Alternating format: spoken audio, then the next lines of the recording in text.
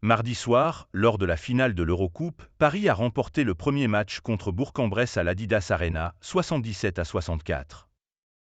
Le deuxième match est prévu ce vendredi à l'Equinox.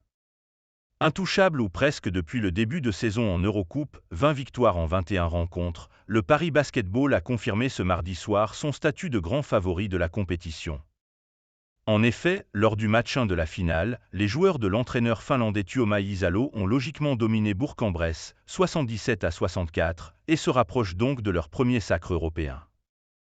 Dans une Adidas Arena à guichet fermé, environ 8000 spectateurs, les Parisiens ont démarré tambour battant avec un premier quart-temps qui a donné le ton de la soirée, 23-11.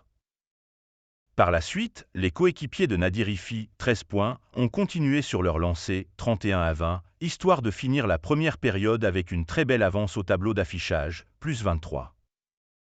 Si les deux équipes se sont neutralisées en Betclic Elite, la JL semblait cette fois totalement impuissante, malgré le bon match de Zachary Rizaché, 11 points et 4 rebonds, attendu très haut lors de la prochaine draft NBA.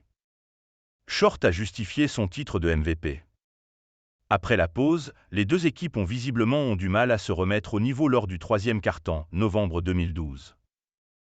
Derrière, lors des 10 dernières minutes, les visiteurs ont réussi à limiter la casse et à revenir à 13 longueurs de Paris grâce à un dernier quart-temps intéressant, 21-12 en faveur des joueurs de Frédéric Fautou. Cependant, TJ Short, meilleur marqueur du match avec 15 points, et ses coéquipiers n'ont jamais été inquiétés lors de ce premier match de la finale de l'Europe. Déjà vainqueur de la Leader Cup cette saison, Paris est désormais à une victoire d'un nouveau titre en 2023-24. Et cela, le MVP de la compétition en a bien conscience, comme il l'a déclaré après la rencontre, on a un job à finir.